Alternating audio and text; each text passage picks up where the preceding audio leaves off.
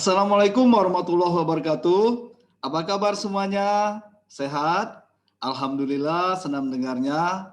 Saudara, selamat berjumpa kembali bersama saya Dr. Dalman MPD dalam mata kuliah Keterampilan Berbicara. Anda sudah siap untuk mengikuti perkuliahan pada kesempatan ini? Siap? Baik, saudara, pada hari ini kita akan membahas tentang fungsi berbicara. Tentunya Anda sudah memahami apa itu berbicara dan juga tujuan berbicara. Saudara, saya berharap setelah Anda memahami tentang fungsi berbicara ini, Anda nanti diharapkan mampu memanfaatkan berbicara ataupun keterampilan berbicara yang Anda miliki sesuai dengan fungsi berbicara Anda ya. Oleh sebab itu, saya berharap Anda bisa mengikuti perkuliahan kita pada kesempatan ini dengan baik dan hingga tuntas. Siap ya? Baik, saudara, sebagai seorang pembicara yang profesional, tentu saja Anda memang harus memiliki keterampilan berbicara ya. Nah, jadi berbicara itu sebetulnya adalah menyampaikan pesan, menyampaikan informasi kepada orang lain ataupun kepada lawan bicara kita. Jadi ada pendengarnya di sana. Oleh sebab itu, ketika kita berbicara itu sebetulnya kita mengeluarkan bunyi ya, bunyi bahasa yang bermakna. Jadi orang lain sebagai lawan bicara kita ataupun pendengar itu akan menerima bunyi bahasa yang bermakna itu yang berupa pesan ataupun informasi yang sudah kita siapkan sebelumnya. Oleh sebab itu ketika kita berbicara sebetulnya kita sudah harus menyiapkan bahan pembicaraan kita dengan baik ya. Mohon maaf batuk. Saudara, selanjutnya kita berbicara itu harus sesuai dengan tujuan berbicara kita. Tentunya pada minggu yang lalu Anda juga sudah memahami apa itu tujuan berbicara ya. Jadi pada dasarnya tujuan utama berbicara itu untuk berkomunikasi ya.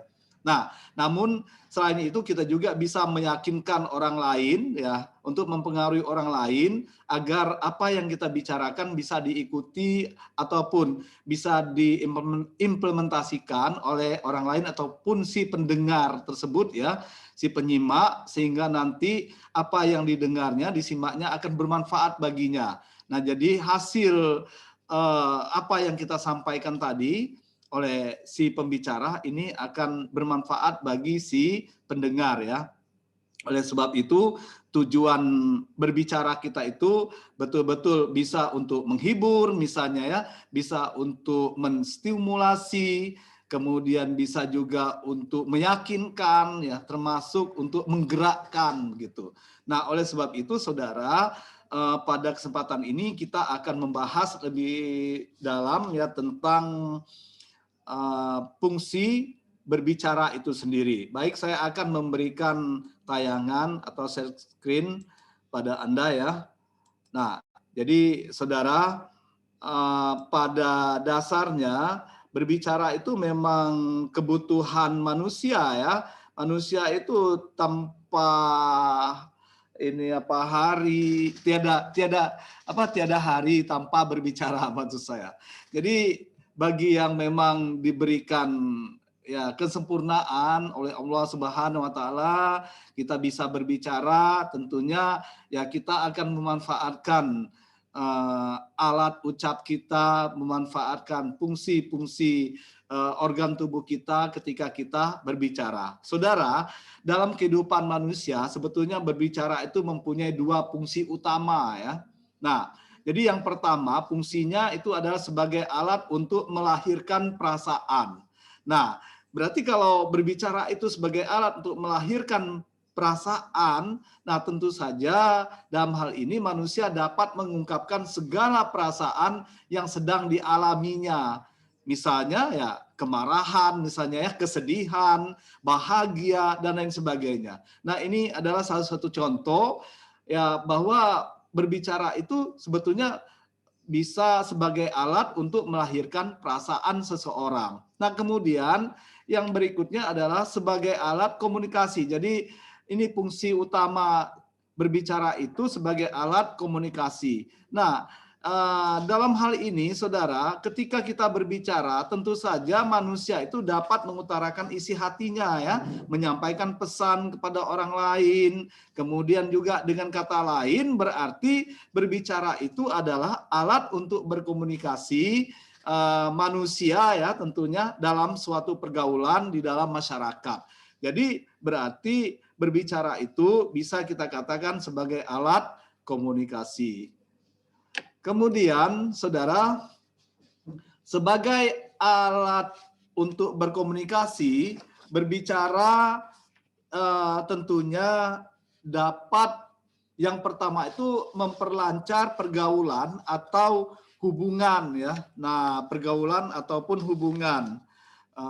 Jadi, saudara, nanti kalau Anda berbicara, itu sebetulnya banyak sekali hubungan antara sesama, ya, kemudian hubungan antara Anda dengan orang lain. Nah, ini Anda juga akan lebih lancar pergaulannya, ya, lebih luas pergaulannya dengan ketika Anda itu memang tidak malu berbicara dan Anda supel di dalam berbicara. Nah, inilah sebetulnya Anda itu berarti terampil dalam berbicara.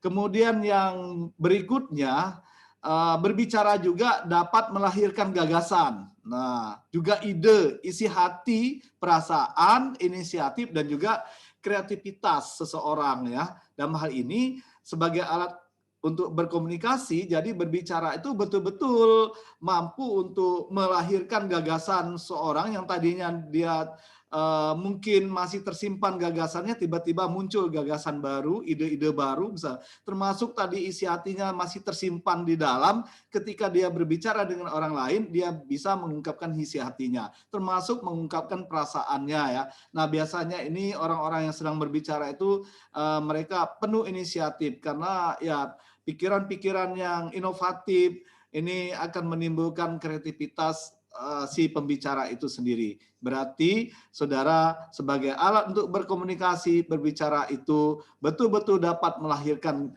ya, gagasan, ide, isi hati, perasaan, inisiatif, dan kreativitas seseorang, ya. Kemudian berikutnya, ternyata berbicara juga sebagai alat untuk berkomunikasi dapat menambahkan pengetahuan. Ya, jelas, ya, ketika kita berbicara kita membutuhkan, ya, data-data, membutuhkan, ya, pengalaman-pengalaman baru tentang apa yang kita bicarakan, membutuhkan wawasan-wawasan baru, pengetahuan baru yang kita butuhkan di dalam penyampaian topik ataupun pokok bahasan yang kita bicarakan. Nah, oleh sebab itu, ya, jelas pengetahuan kita juga akan semakin bertambah. Kemudian, saudara, juga berbicara dapat menyampaikan informasi, yaitu sebagai alat untuk berkomunikasi itu berarti berbicara juga dapat menyampaikan informasi. Tentu saja, ya, karena berbicara itu memang tujuannya untuk menyampaikan informasi kepada orang lain, ya, ataupun menyampaikan pesan pada orang lain, karena memang berbicara itu ada proses penyampaian pesan ataupun informasi kepada orang lain. Jadi melalui bahasa lisan tentunya, ya. Itu.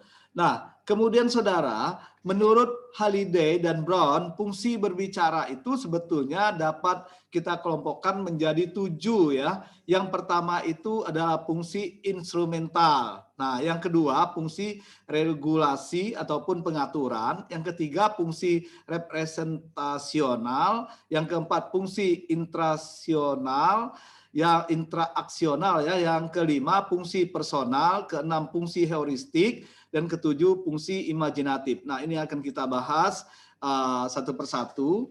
Yang pertama itu fungsi instrumental. Saudara, sebagai seorang pembicara, nah, fungsi instrumental ini sebetulnya itu adalah bertindak untuk menggerakkan serta memanipulasikan lingkungan di sekitar kita, ya, sehingga nanti menyebabkan peristiwa-peristiwa itu tentu saja bisa terjadi, ya. dengan fungsi ini sebetulnya bahasa yang kita ucapkan itu menimbulkan suatu kondisi khusus ya. Sebagai contoh dalam fungsi instrumental ini, saudara, ketika seseorang itu atasan misalnya memberikan nasihat, perintah, serta larangan kepada bawahannya. Nah ini sebetulnya fungsi instrumental. Jadi fungsi instrumental itu kan adalah suatu fungsi bahasa ataupun berbicara bagaimana cara kita bertindak untuk menggerakkan serta memanipulasikan orang yang ada di sekeliling kita ya, yang sehingga nanti menyebabkan peristiwa-peristiwa tertentu itu akan terjadi begitu. Nah kemudian saudara, yang berikutnya adalah fungsi regulasi atau pengaturan. Nah ini salah tulis, ini salah ketik ya. Regulasi ini ya, fungsi regulasi atau pengaturan. Nih, ini salah ketik. Kemudian saudara, fungsi regulasi ataupun pengaturan itu adalah pengawasan kita sebetulnya kepada peristiwa-peristiwa yang terjadi itu. Nah ketika kita berbicara tentu saja kan banyak sekali hal-hal yang kita ya alami, bisa jadi oleh sebab itu kita harus menguasai fungsi regulasi dalam ini ya. Nah melalui fungsi regulasi ini sebetulnya berbicara itu difungsikan untuk persetujuan ya, untuk bisa jadi celaan, pengawasan kelakuan. Jadi kita bisa memutuskan, memberikan aturan ketika sedang berbicara. Misalnya itu yang lain tidak boleh mengganggu temannya sedang berbicara. Ataupun ketika orang itu berbicara, kita tidak boleh bermain HP, atau misalnya itu tidak boleh melihat ke suatu tempat yang mungkin mengganggu konsentrasi si pembicara kita ini ya. Jadi kita betul-betul mampu menghargai si pembicara itu. Nah sebagai contoh adalah keputusan seorang pengusaha misalnya yang memecat karyawannya karena sering terlambat datang. Nah ini sebetulnya fungsi regulasi ya, bahwa bisa jadi itulah aturannya, karena sering terlambat datang ya dia terpaksa dipecat gitu. Kemudian berikutnya fungsi representasional. Saudara, fungsi representasional ini merupakan penggunaan bahasa ya untuk membuat pernyataan-pernyataan. Nah, kemudian juga bisa untuk menyampaikan fakta ataupun pengetahuan ya, bisa menjelaskan, melaporkan dan juga menggambarkan sesuatu. Ini bisa kita ambil contoh, misalnya seorang penyair yang menyampaikan berita gunung meletus begitu. Nah, bisa jadi dia akan mohon maaf, bukan penyair ya, yang saya maksud ada penyiar. Ya, saudara seorang penyiar misalnya menyampaikan berita gunung meletus, jadi penyair. Kalau penyair itu membaca puisi ya. Ya, mohon maaf. Saudara, seorang guru juga yang mendeskripsikan tentang suatu benda ya kepada murid-muridnya. Nah, ini sebetulnya fungsi berbicaranya itu adalah fungsi representasional ya. Kemudian fungsi yang lainnya di dalam berbicara ini adalah fungsi interaksional. Nah, saudara, fungsi interaksional ini sebetulnya merupakan penggunaan bahasa ya untuk menjamin pemeliharaan sosial. Jadi bagaimana cara kita untuk berinteraksi secara ini ya sosial juga ya, sehingga nanti ya antara orang lain, antara Anda dengan si lawan bicara itu betul-betul mampu menjaga komunikasinya ya. Dan oleh sebab itu saudara, fungsi interaksional ini sebetulnya untuk menjaga agar saluran-saluran komunikasi itu tetap terbuka. Ya sebagai contoh, bisa jadi seorang guru yang memberikan permainan misalnya ya, agar siswanya itu tidak merasa bosan dengan pelajaran yang disampaikan. Jadi ada semacam ya komunikasi itu saluran yang lain begitu bisa tetap berjalan sehingga tidak membosankan gitu.